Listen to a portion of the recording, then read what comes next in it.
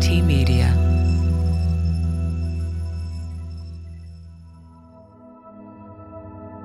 It's Sunday, December 28th, 2014, 9 weeks to the day since the members of Mars Hill learned that Mark Driscoll had resigned. Attendance had been falling, and spirits were low, but the pastors and staff who remained wanted to serve the remnant as well as they could. For most of the Sundays since, Dave Bruskus had been providing the pre-recorded sermons, but on this Sunday, the last Sunday in the history of Mars Hill, when the video came on, they were greeted by another familiar face. Hello, everybody. I'm Rick Warren. I'm the author of The Purpose-Driven Life, and for the past 35 years, the founding pastor of Saddleback Church here in Southern California, now with campuses around the world. It's a real honor to be asked to speak to all of you and all of the Mars Hill campuses in your last weekend together before you each launch out to form independent congregations that God is going to use in the future. Warren has been called America's pastor by the likes of Time Magazine and CNN, a title previously reserved for Billy Graham. He sold millions of books. He led the invocation at Barack Obama's inauguration. And for more than a decade leading up to that day, he'd been a friend and mentor to Mark Driscoll. It hadn't always been that way, though. In the early days of Mars Hill, Mark had been fiercely critical of pastors like Warren, boomers with big suburban megachurches. He thought their sermons were too thin, their music too feminine, and their preachers too friendly. Here he is at a conference for church leaders in 2001. You should be seeker insensitive. If people are coming, I'm worried. We're hitting 1,000 now, and I'm wondering where my sin has gone. My goal is not to grow. Church growth is the turning of God into a product to be marketed to a customer. And the problem is, in that mindset, the customer's always what? Right. That's why you have such a hellhole in your church right now, is because everybody thinks that they're king and lord and they're supposed to get their needs met. It's like a burger joint. They want it their way right away. The gap between that ministry philosophy and the one that emerged later at Mars Hill, a kind of no-holds-barred, grow-at-all-costs approach, is as dramatically different as Mark and Rick. And yet, by the end, Warren was a familiar and welcome face, someone who had served Mars Hill before, just as Mark had become a regular at Saddleback. Sometimes everything seems to go wrong or fall apart all at once. Have you noticed this? You know, a while back I had a day like that. First, I had to stay up all night to meet some deadlines. So I fixed myself at breakfast, blending a protein shake in the blender, but I left the top off, and the top spread out all over me, and I got covered with blended protein shake. And then I got in the car, and I had to go up to Los Angeles. While the traffic was completely stopped, I looked into my rearview mirror, and I saw a driver who was texting, coming at me at about 30 miles an hour, and I kept going, he's going to hit me, he's going to hit me, he's going to hit me. He hit me.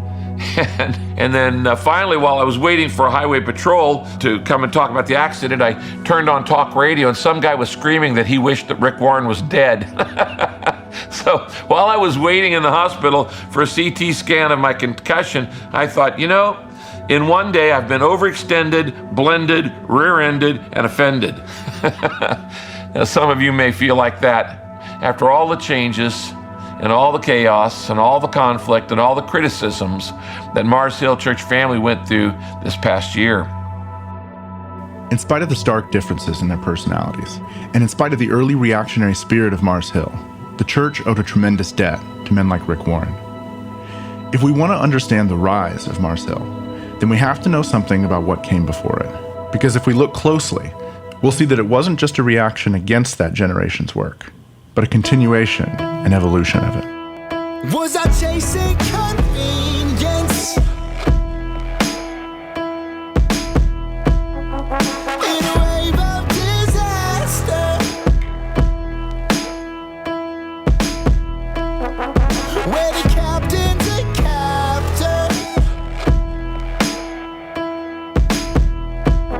and I'm a puppet to pastor.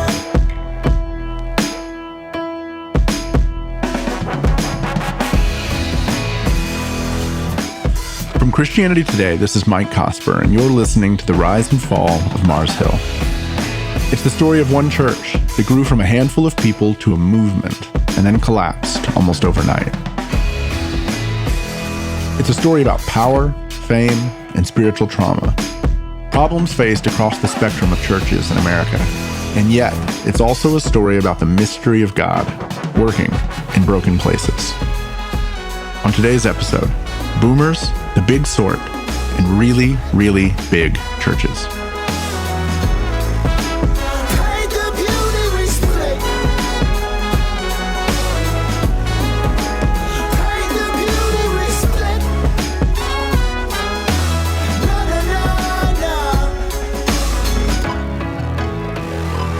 Big churches aren't necessarily a new thing. Pastors like Dwight Moody, Charles Spurgeon, and Aimee Semple McPherson drew thousands and built massive auditoriums in their lifetimes. But they were outliers. There might have only been a dozen or so megachurches in the world at any one time, until, that is, the 1970s. Then, a proliferation begins, and megachurches start to pop up at a significant rate. By the 90s, there's more than 300 of them, and there's about 1,800 of them today. If you want to understand how we got the modern phenomenon of really big churches, the first character in our story is someone who seems to have tapped into a number of cultural currents earlier than anyone else. He was a young pastor in the Reformed Church of America, serving in Illinois, when in 1955 he received a call to plant a church in Garden Grove, California, which is about 35 miles away from Los Angeles. Garden Grove had been a quiet, rural town surrounded by strawberry fields.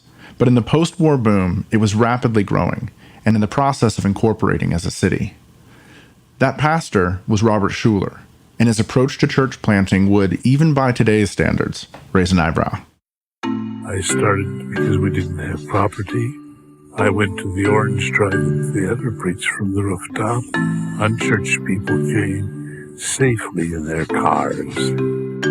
Had 50 cars the first Sunday, and here, 53 years later, we have a nice church. In 1961, they built the world's first walk-in, drive-in church, with seating in the sanctuary and drive-up speakers in the parking lot for people who wanted to continue to worship in their cars. In 1969, Schuller's friend Billy Graham paid him a visit and encouraged him to begin a television ministry, broadcasting his services. That came to be known as the Hour of Power, and in 1981, they moved into the Crystal Cathedral. From the Crystal Cathedral in Garden Grove, California, welcome to the Hour of Power with Robert Schuller, presenting the face and voice of positive Christianity to the world, now beginning our 30th year. Schuller's brand of Christianity and the culture of his church was a pretty wild mix. In some ways, it was deeply traditional. The music, the vestments. Did I mention the pipe organ, or its 17,000 plus pipes? And yet Schuller's preaching and teaching were decidedly progressive. He rebranded Norman Vincent Peale's power of positive thinking as possibility thinking, and eschewed any talk of sin, believing that focusing on the positive aspects of Christianity would by default diminish sin's presence and effects in the world. Self-esteem was central to his message, going so far as to refer to Jesus as self-esteem incarnate. He regularly shared the stage with leaders and teachers of other religions and taught a universalist view of salvation. And that message got traction on a global scale. Good morning.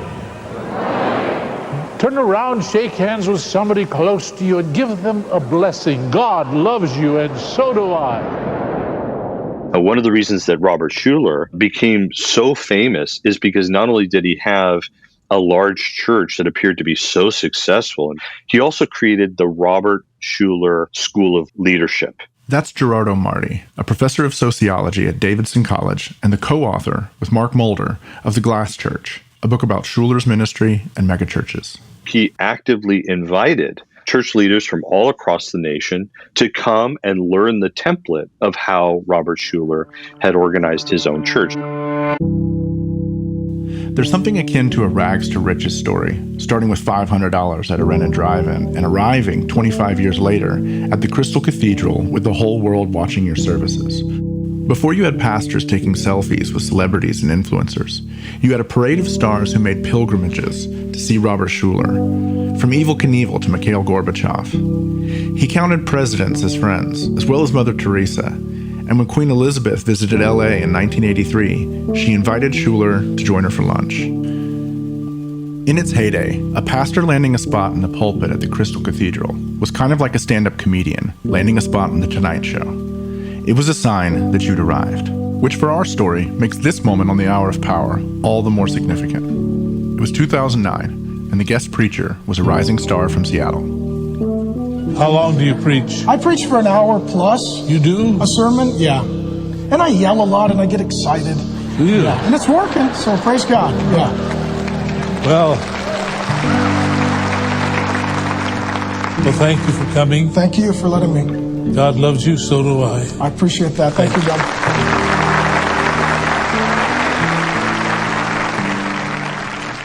Let's go back to 1965, when Schuller's ministry was gaining momentum. Down the road, about 10 miles in Costa Mesa, there was a dying church called Calvary Chapel, and a pastor named Chuck Smith decided to answer a call to see if he could revive it. His arrival coincided with a surge of cultural upheaval. Quick note, there's some music going on in the background of this clip that we couldn't remove. Back in the late 60s, when our conservative Orange County was being shaken by hundreds of long-haired kids, my feeling was dirty hippies. Why don't they take a bath? And so one evening, about 5 o'clock, our doorbell rang, and there was John, the young fellow who had been dating our daughter, and with him, a real honest-to-goodness hippie. And John said, "Chuck, I want you to meet Lonnie." Lonnie was Lonnie Frisbee, a central figure in the Jesus movement that would unfold in the decade to come. And you almost can't imagine two more polar opposite personalities than Lonnie and Chuck. Lonnie looks a good bit like Warner Sallman's Portrait of Christ. Chuck looks every bit the part of a Bible-thumping preacher, and you'd be hard-pressed to find pictures of him from this era where he isn't in a suit. Where Robert Schuller's ministry was marked by traditional aesthetics and progressive preaching, Smith and Frisbee's ministry was its polar opposite. Chuck preached expositional, verse-by-verse sermons from the Bible, but as they embraced the counterculture of the kids coming in, the church took on its look, sound, and feel. Long-haired, shaggy musicians brought drums and guitars into the church, and Maranatha music was born, essentially starting the praise and worship movement. The church itself would grow to more than 2,000 people and began planting more Calvary Chapel churches up and down the California coast. Another movement was sparked when Lonnie Frisbee showed up at the Calvary Chapel Church in Yorba Linda. It was Mother's Day, 1980, and the pastor, John Wimber, was walking out of the morning services when he saw Lonnie and felt prompted to invite him to come back and preach that evening. Here, Wimber tells the story. So I went to church that night, and I'm thinking, he looks harmless enough. All right, come on up. So he comes up and he starts speaking, and I sit down over to the side, and I'm listening to him, and it's great. I'm thinking, what was I worried about? And then he does the weirdest thing I've ever even heard of. Everything's going good, all of a sudden he stops and he says, well, that's it. He said, the church has been offending the Holy Spirit a long time, and he's quenched, but he's getting over it. And we're going to invite him to come and minister. Now, come, Holy Spirit, and whammo! The Spirit of God comes. And he says, come, Holy Spirit. And the next thing I know, people are falling and bouncing, and they're laying on the floor, and they're talking like turkey. And Lonnie is going like a banshee. He's running through the crowd and raising his hands. And I'm thinking he's pushing people over. He's knocking them down. But he's not even touching them. He's walking by them, and they're going wham, wham, and falling everywhere. And I'm thinking, oh God, oh God, oh God, oh God, get me out of here. As much as Wimber is enjoying the laughs, he's also a true believer. And in the months to follow, about 40 other Calvary Chapel churches would have similar charismatic experiences. In 1982, with Chuck Smith's blessing, those churches would leave, joining with a church in Hollywood called The Vineyard to form the Vineyard movement. They'd carry much of the DNA of Calvary Chapel with them, along with an emphasis on charismatic expression, and Vineyard music would find its way into churches worldwide. Combined, Calvary Chapel and the Vineyard have planted more than 4,000 churches. So you get Chuck Smith and others to essentially franchise. This is Scott Tuma, a sociologist of religion at Hartford Seminary, and someone who's been studying megachurches and church movements for the last 30 years. You can't talk about Smith or Wimber without thinking of McDonald's and the same way that they basically took the model and then sent them out into other towns that they knew that model would be successful. We could almost stop the story right here. If Schuller's the positive Christianity guy, then Driscoll is the masculine Christianity guy. and both provide pathways to big international platforms. Likewise, the concept and structure of Calvary Chapel and the Vineyard provide a roadmap for the church planting movements in our day, which includes Acts 29, but also ARC, or the Send Network inside the SBC, and several others. The connection is to some extent about shared theological commitments, but in another sense, it's about the culture the church creates, or, to use the crass word for it, the brand. You can also see shifts in authority in the church. Schuller was part of the RCA, but doctrinally, he veered pretty far away from them. Nonetheless, his ministry was just so big, there really wasn't anything they could do to respond or rein him in. Calvary Chapel and the Vineyard were explicitly not denominations. There are no official structures for accountability. Together, you see a relocation of authority from institutions like denominations or even established churches to charismatic individuals. So, yes, we could stop there. But as a generation comes of age under these influences, and as culture evolves in the late 70s into the 80s and 90s, the next wave of innovation in the church is coming. I was comfortably preparing to run our family business that my father had spent his whole life preparing for my brother and I to run. This is Bill Hybels, founder of Willow Creek, speaking at their Leaders Summit in 2005. Willow Creek is part of the next wave in the megachurch story. They planted in 1975 and innovated in ways all their own. The only problem was, as I was growing up, I attended churches that were so unbelievably inward focused and self-absorbed, churches that didn't give a flying rip about people far from God. And as I was trying to stay focused on my business career and my business major in college, which was economics, and my minor, which was business administration, the holy discontentedness got the best of me. For Hybels, framing his calling as a businessman first became a central part of his brand as a leader. If you look up almost any profile of Hybels written before 2018, you'll see words like CEO and entrepreneur. And the church itself is often compared to tech startups or Fortune 500 companies. And that comparison isn't crazy. When Mars Hill started in 1996, Willow Creek was the largest church in the country, with more than 15,000 in attendance every week. Jack Welch, the famed ex-CEO of GE, once said Hybels has everything needed in a leader. He could be running a company, he said, or a country. And the holy discontentedness continued to build, where God said, Bill, I'm going to take that firestorm of frustration about churches that don't care for people far from God. And before you know it, we were renting a movie theater in Palatine and selling tomatoes door to door to raise money for sound and lights. There's a bit more to the story than that. Hybels did leave the family business for ministry, but his first work was with a suburban church called South Park, where his friend, Dave Holmboe, was the music minister. The church was open to the kind of creative expression that was spreading through the Jesus movement, and over several years, they built a massive youth outreach program called Sun City. That's S-O-N. They used music and comedy sketches. There was even a drag contest one Halloween. By 1975, Sun City eclipsed South Park Church's own attendance, with more than 1,000 kids coming. That's when they started thinking about planting a church. And they knew where to turn for guidance. Here's Daniel Silliman, a news editor here at CT. Willow Creek goes and does a research trip with Robert Schuller and actually has him come and coach the team. And all of their early literature talks about how influenced they are. And then later, both to emphasize their independence and because Robert Schuller's theology seems to not quite fit with what they're doing later, they go and erase all that. If you examine their strategy, though, you can still see it. The idea of seeker sensitivity can be seen as an evolution of Schuller's positive Christianity.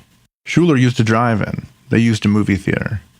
And when they went door to door asking why people didn't go to church, it was part of a strategy that they learned from him. Another central feature of Willow Creek's DNA is a strong emphasis on vision, particularly the vision of Hybels himself. I got seized by the beauty and power and potential of what a church could become.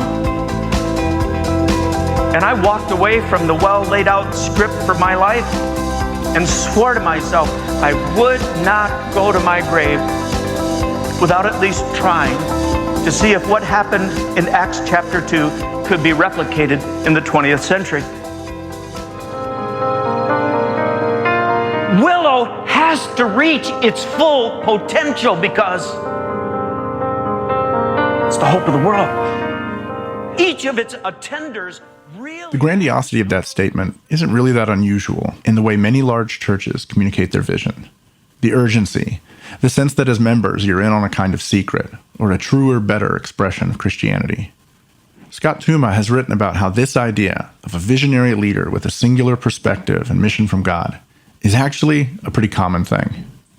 It is very dominant, and especially in non-denominational congregations, because they don't have other competing identities and connections to a whole cadre of other leaders that could be influential.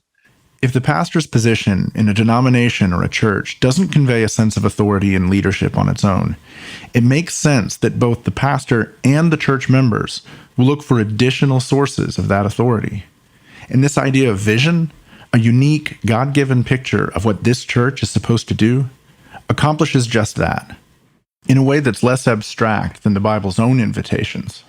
The pastor's vision makes it clear that if you're on board with the church, you're on a mission from God. Add to that our love of celebrity and the weight of authority we give to celebrities by sheer virtue of the fact that they're famous.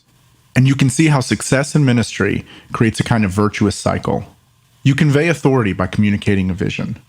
And then success has a way of confirming that authority, further establishing it and expanding it. So growth leads to growth, and growth leads to higher and higher platforms, greater celebrity for the leader, which, in turn, strengthens their authority. At the heart of this is charisma, the ability to compellingly communicate that vision, and over the years, to steward the story of the church in relation to that vision. What's missing, of course, is the need for actual spiritual authority, or in other words, character, and the resulting potential for imbalance, where the ability to communicate vision and compel a crowd vastly eclipses one's integrity, sets the table for the kinds of spiritual disasters we see when pastors on global platforms, like Mars Hill, ultimately fall. Maybe we shouldn't call it a virtuous cycle. Maybe it's a vicious cycle after all. Here again is Diane Langberg, who you heard from on our first episode. When abuse is done by a pastor who has a position of power in the church, and part of that power is to tell people who God is and what he's like. When those skills and that position and everything are used to sanction what is in God's eyes evil, whether it's the sexual abuse of someone in the church, whether it's the way he treats people with his mouth and his arrogance and things like that, it becomes spiritual abuse the way all abuse is, but then it also means that God has been dragged into it and he is on the side of the abuser. And I, after all these years, and I'm a word person, I really don't have words for the kind of damage that does to a soul. This deeper layer of damage that's possible at the hands of a spiritual authority is one of the reasons why the need for character has to trump the need for charisma. And Willow Creek is a particularly stark case study in this. As most listeners are probably already aware, Hybels was accused of sexual harassment and assault in 2018. He denied the charges fiercely, as did the board that oversaw the church. And instead of resigning, he retired early. But as time went by and more allegations surfaced, an independent investigation was conducted and determined that the charges were credible. The picture that emerged was an entire culture of dysfunction, both due to sexual impropriety and a broader culture of intimidation and abuse of power.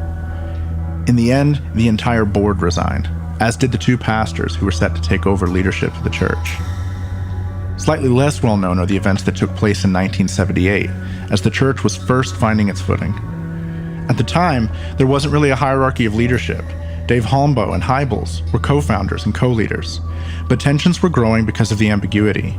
So as Gregory Pritchard describes in his book about Willow Creek, one day, Hybels called all the staff in one room and said they needed to put someone in charge, flat out asking, "Who among you do you think has the strongest leadership gifts?"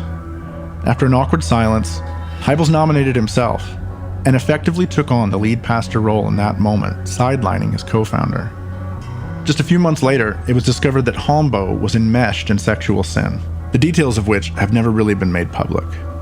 According to Pritchard, Hybels created an elder board specifically for the purpose of helping him figure out how to deal with it, and they met for an entire year trying to resolve the crisis.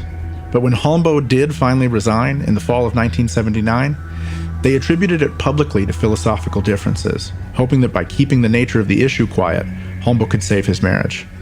What they didn't expect was the backlash they received from the church, which resulted in 2 years of conflict and the exit of about 200 people. In the aftermath, an authoritarian spirit clamped down, along with the expectation for loyalty above everything else. They feared being labeled disloyal, and as one staff member told him, the church leadership valued loyalty more than honesty. And that feature finds an uncomfortable echo in life at Mars Hill. He could demand absolute obedience, and he did. He could demand loyalty from his followers. So you question him, you're out. Kristen Kobes-Dumais is a historian at Calvin University and the author of Jesus and John Wayne. And here, she's not talking about Hybels, but Driscoll. And there's this framework where, if you're not with us, you're against us. And of course, Mark could describe or define who was with us and who was against us. And that was absolutely key to consolidating his own personal and religious power. When you examine the Willow Creek story, you see how the identity of a church can be wrapped around one man and his vision, and why a host of leaders would cover for his abuses for the sake of the institution. This, too, is a part of the inheritance of the boomers.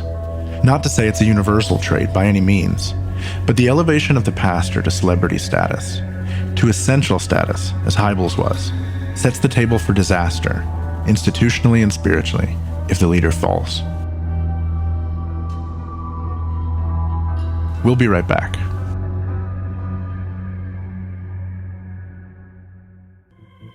There's this idea in the startup world called the founder's myth.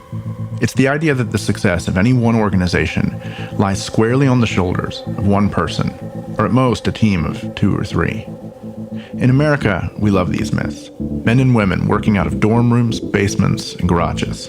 It's kind of the whole idea behind Ayn Rand's philosophy, that the world is made of titans who build and hold it up, and grifters who mooch off of them. The trouble with these myths is that they're myths. They're rarely true. Behind any success story, there's usually a complex web of social connections, cultural conditions, and sheer dumb luck that made something work. So, with Willow Creek, we see the hagiography of Hybels, but we don't necessarily see Sun City or Robert Schuller in the background.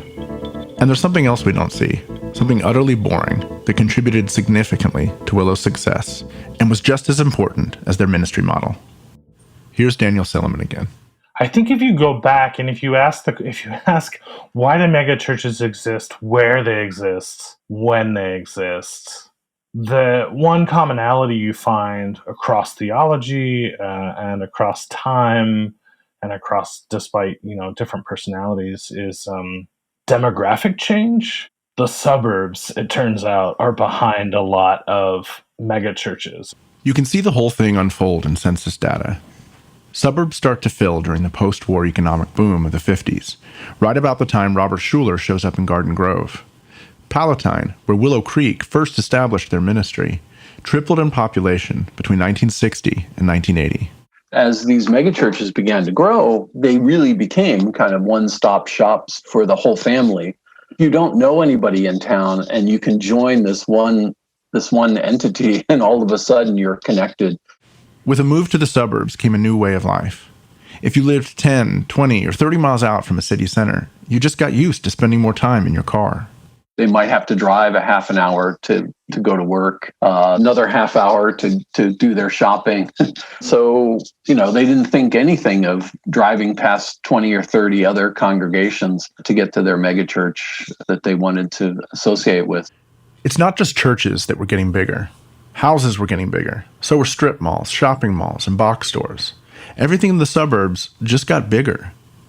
Consider, too, how much infrastructure, technology, and industrial advancement was changing life during this time.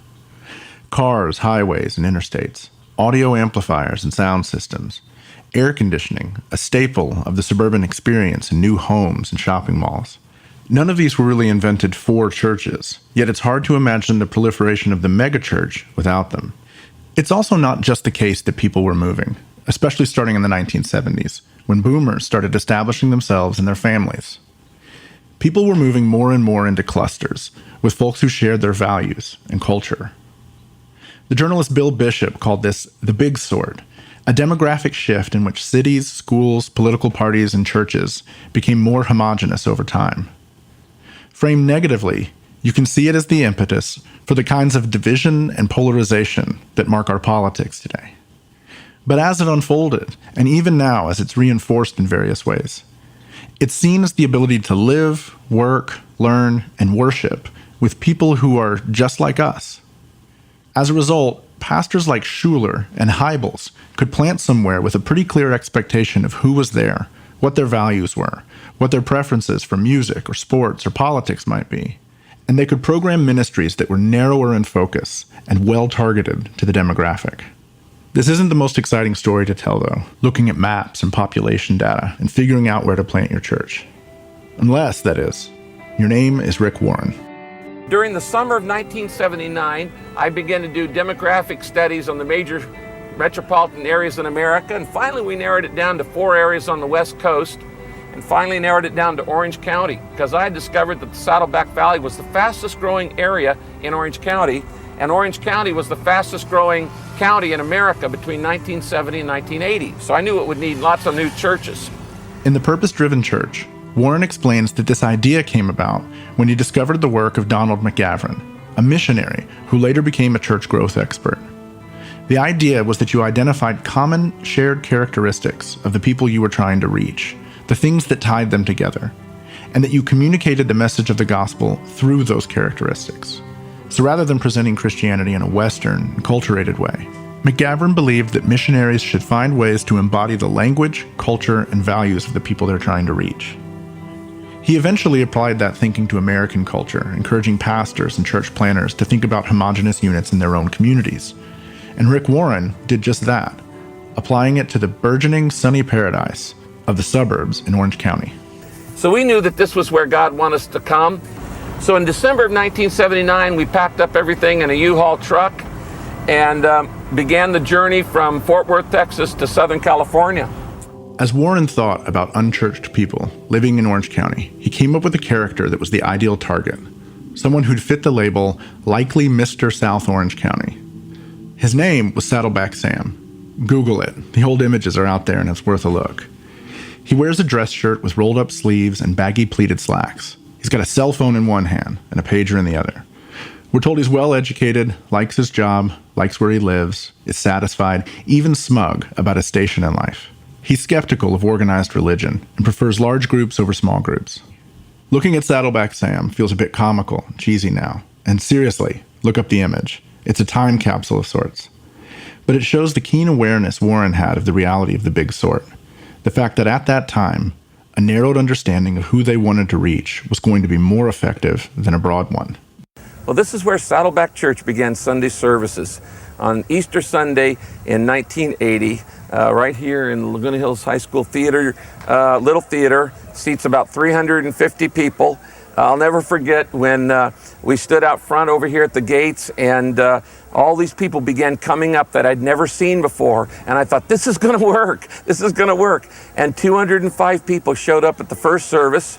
There weren't more than about 5 believers. I said, everybody open your Bible. Nobody had a Bible. I said, let's sing these songs. Nobody knew the songs. I said, let's pray. And everybody goes, And it was very exciting because we had hit our target of being a church for the unchurched.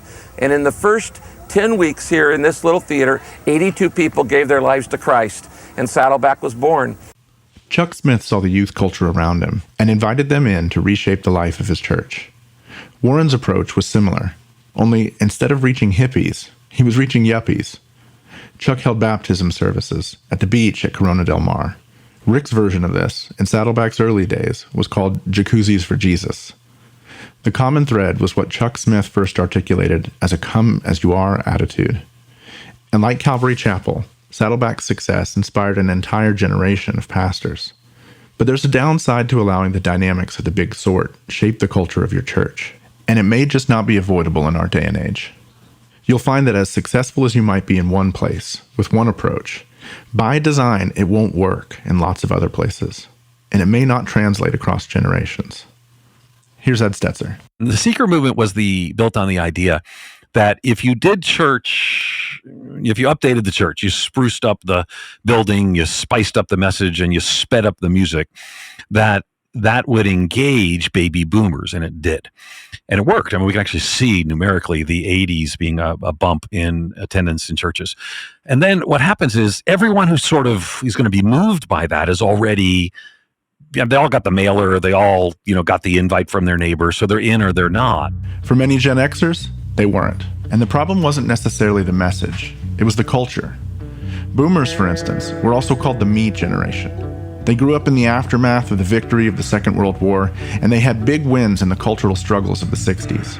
They stopped an unpopular war, and they won the civil rights battle. They also went to the moon. As a result, they were marked by a spirit of individual freedom and possibility. And in spite of all the worries about lazy, dirty hippies, they went to work and were driven by it. They also, in that spirit of freedom, divorced at higher rates than any generation before or since, and their kids grew up with shifting family loyalties and busy parents who were focused on their careers. These latchkey kids, born to hippies, raised by yuppies, grew up with Watergate, Iran-Contra, the recession of the 80s, and the Challenger disaster, just to name a few. And then, when they came of age, a million hand-wringing think pieces were written, wrestling with how we ended up with a generation of cynics and slackers, and how the world that boomers had built was doomed if it was handed over to them. Time has proven most of that alarmism wrong. Gen X has done just fine over the years. But what was true was the disconnect, the sense that the values and culture of those boomer churches weren't effectively translating to younger people. Rick McKinley was a pastor and a Gen Xer, struggling with that disconnect. I wasn't raised in the church, and I had spent 10 years in ministry and had come to a place of just being like, man, the churches that I had worked in would never have reached my family, my friends, that sort of thing. And I just felt like there was a more faithful way to be the people of God, kind of in the midst of a cultural shift that was taking place. That sense that something big was happening was pervasive. There was clearly a generational transition beginning, but there were a lot of other factors. The end of the Cold War, rapidly advancing technology, the coming of a new millennium. Lots of people felt like something paradigm shifting for our culture was taking place. Dave Travis served with Leadership Network, starting in the 90s up until 2018, including serving as their CEO. Their work often focused on large, influential churches, aiming to understand what made them effective and multiply it. And as this generational discontent began to simmer, they took note. Leadership Network helped to catalyze a network of pastors who primarily led churches that were being populated by boomers. And the leadership at the time, my friend Brad Smith and Fred Smith, looked at that phenomenon and started hearing, hey, we need to have some expression for this next generation. And this was coming from boomer pastors. And so we searched out, some of the best and brightest that we thought were actually applying their ministry in new ways and thinking about it in new ways to reach this generation. So that our motivation was really just to put them together and see what happened. This is an important part of the Mars Hill story, because as you'll see, Leadership Network was one avenue that led to Mark Driscoll's national platform. It's also a little like the Suburbs, a crack in the founder's myth. Behind the stories of rebels and rule breakers who pioneered new directions for the church in the 90s were boomers saying, we need to help these guys out. The gatherings they facilitated set the table for much that was to come, including what happened in Seattle. One of the people who was invited to that gathering was Doug Padgett. At the time, he was the youth minister at Wooddale Church, a megachurch in suburban Minneapolis. The megachurch of that period, the 70s and 80s, that this conference was clearly responding to, was more about a generational divide, as we were talking about it. We're trying to reconcile the generational divide that led to a kind of megachurch. We'd all sort of recognized that generationalism was not a large enough category to explain what was going on. We were suggesting that a larger shift in Western civilization was underway that ran under the banner of postmodernism. Tim Condor was around for all of this as well. He's the author of The Church in Transition, a book published in 2006 that reflected on much of what happened in the previous decade. In the mid-90s, though, he was a pastor at Chapel Hill Bible Church, an evangelical church in North Carolina. And so Doug began networking, and he ardently began looking for people who were exploring new models. I think still at that point, a lot of the vision was toward scale, people who were doing new things, but they were still resonating as large because, many of us really kind of came in and out of the large church at that point. And so Doug was the catalyst to that group. In fact, at one point, the group was called the Group of 20. Eventually, Leadership Network hired Doug Padgett. He'd moved to Dallas and was focused full-time on developing young leaders. And these events around next-generation ministry and postmodernism got larger and larger.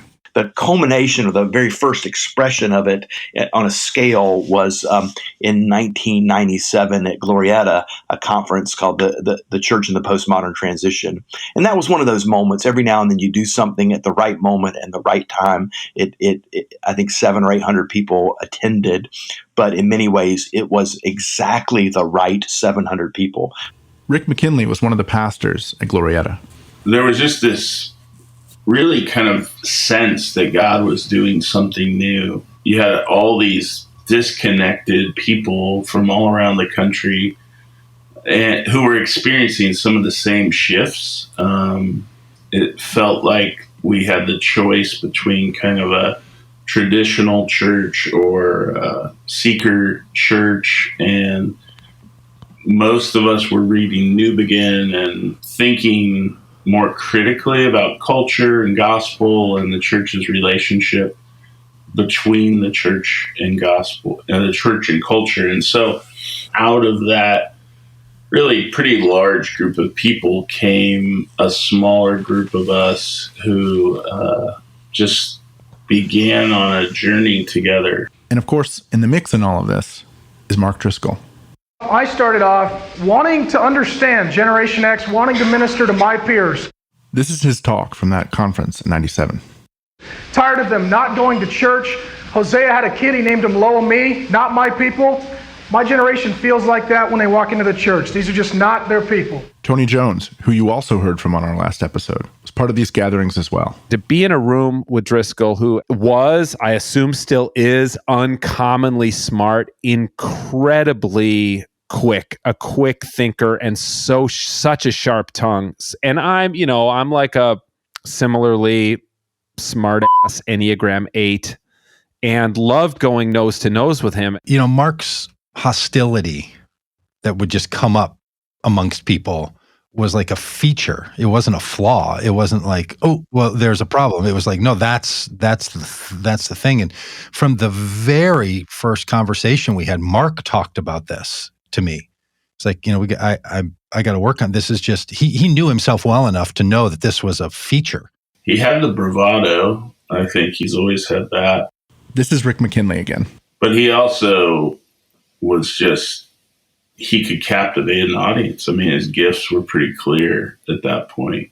People wanted him to speak for an hour, So if you think that once a year you can go to a ministry conference, adopt a strategy, and then take a year to ramp it up and implement it and be relevant for the next 15 years, you should save your conference money and get some medication. You're nuts. It's just not going to happen. Driscoll in those days, he was an overwhelming force, but he was also, he was a spewer of BS too. I mean, I remember him always saying, like, I read a book a day. I read 365 books a year. Here, for reference, is Driscoll in 2001, talking about how he reads a book a day. I read a stack of books taller than me on postmodernity. I can read a book a day. I have for years. And I sat down and I read them all. And you're like, come on, give me a break. Nobody reads a book a day. But he said it with such confidence that people just were like, oh my God. And he was so smart and he knew so much, and he just talked with such bravado that you almost were like, oh, well, I mean, maybe he does read a book a day, this kind of thing. But he would just do stuff like that. And I look back now and I just roll my eyes like, give me a break, Driscoll. Driscoll was only about 27 here, and Mars Hill was only about a year old. But already he distinguished himself for his work, his insight, and just his presence. In the substance of this talk, he's in a pretty interesting place, like here, when he confronts the whole idea of a Christian nation. But the gospel's bigger than the religious right. It's bigger than the political expediency. It's bigger than the election, right? And so with this generation, if you're preaching we need to go back to the good old days. I saw Jerry Falwell on TV, and it was funny. I thought it was Saturday Night Live. And I didn't understand. At another point, he emphasizes the need for pastors to connect with people on the level of emotions. He does this first by talking about the centrality of story, and then he says this. The thing that connects are the artists, the mystics, and the philosophers. And we don't have them in our church. Christian art is in such a deplorable, disgusting, unacceptable abomination before God right now. We have lost our heart. It is Jesus junk, holy hardware, trinkets, and it's unacceptable. And with that, we don't have philosophers. We're taught what to think, not how to think. And so when we get a new set of dots to connect, we just punt. We don't know what to do. And the mystics, if you were a feeler, there is no room for you. Here's Doug Padgett again. So he was also exploring, right? And what a lot of people at Mars Hill liked, and I mean, I was around there when it was just a regular-sized kind of small church, and there was a period of real innovative openness and very loose sense of what the future was going to bring. That sense of openness seems evident not just in Driscoll's talk, but in all the conversations I've had with people who were around back then. And as someone who was around back then, who was part of planting a church in 2000, I felt it too. There was just this sense of possibility in the air. Church could be what we made it. And we felt both the burden and freedom of making it into something better and more beautiful than what we'd inherited. Meaning something that spoke our language and embodied our values more directly. The illusion was to think that we were completely reinventing the wheel. There was certainly innovation and creativity, but behind the window dressing of the cultural expression was the same philosophy that had shaped the ministry of the boomers who'd gone before. Hybels and Warren got to the suburbs as the populations were moving there. Driscoll and others, including my own church, were arguing it was time to get back to the cities, just as the new urbanism was starting. One thing was different, though, and that was the support structure. Groups like Leadership Network, and as Dave Travis said, the boomer pastors who were ready to respond when new works were ready to start. Here's Daniel Silliman again. So I think it goes back to the Jesus People movement, and that there are all these boomers who have this experience of evangelical Christianity that suggests that the old forms are bad and that we should throw off these old forms and we should start new things and we should, meet people where they are. But those people clearly met the limits of the lack of institutional support.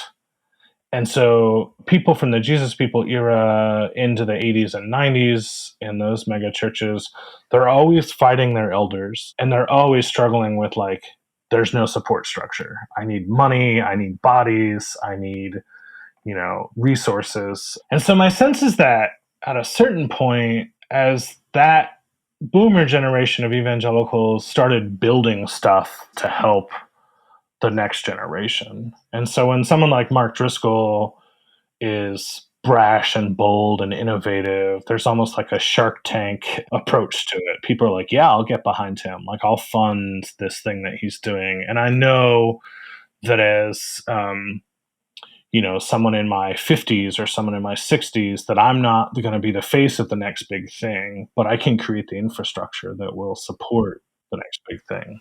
That infrastructure is a double-edged sword, though. On the one hand, we want more churches and more people in churches. On the other hand, those tools and resources allow us to grow churches and expand a pastor's influence faster than ever before. Rick McKinley would experience this firsthand, both in the challenges and testing that came with planting Imago Dei in Portland, and in being close to Driscoll and helping lead and expand Acts 29 through its early years.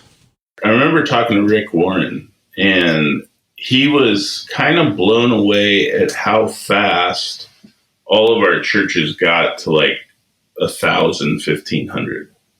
he said it took a number of years, if I'm remembering this correctly, for Saddleback to get to that size.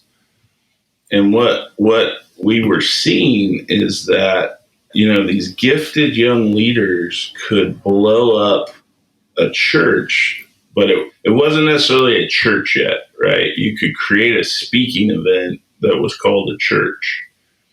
And we didn't necessarily have the character that was needed for that kind of weight, that kind of success.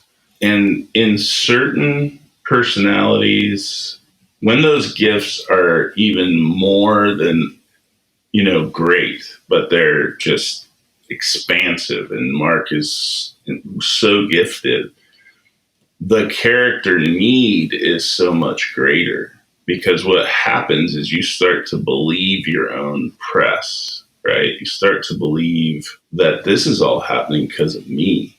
And that's an extremely dangerous place. Throughout this series, I want to keep asking the question, why does a fall like Mars Hill happen? Why do we get behind leaders whose character isn't prepared for the pressures of their platform? And maybe, looking closely at this moment in 1997, we can see a couple of hints. One is just the situation. As I said, Mark's about 27 here. He's 1 year into planning his church, and yet he already has a platform to fly across the country and tell other pastors how to get it done. The other one comes in the talk itself, very close to the end. Gosh, guys, I love what I'm doing. I got charged by a demon-possessed guy in my pulpit. The night we launched, I had to exit counsel one of my key leaders 10 minutes before the sermon. I kicked him out of the church. My worship team left 3 months ago. We moved 6 miles in the first 3 months, and I love it. Now you could hear those words and interpret them as smiling in the face of adversity. Or you could listen to a pastor celebrating kicking people out of his church and alienating his entire worship team. And you could interpret that sound as alarm bells. Should I let you near me? Did you take what's mine? Maybe I should show you why I'm lying here and leave you all behind.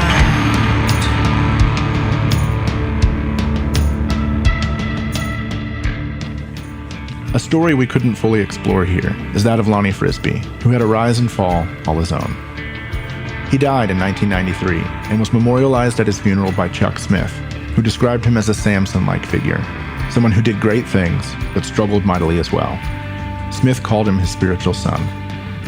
The audio you heard of him describing his first meeting with Lonnie was from that memorial service. It was held, interestingly enough, at the Crystal Cathedral, and Lonnie is buried in the gardens there.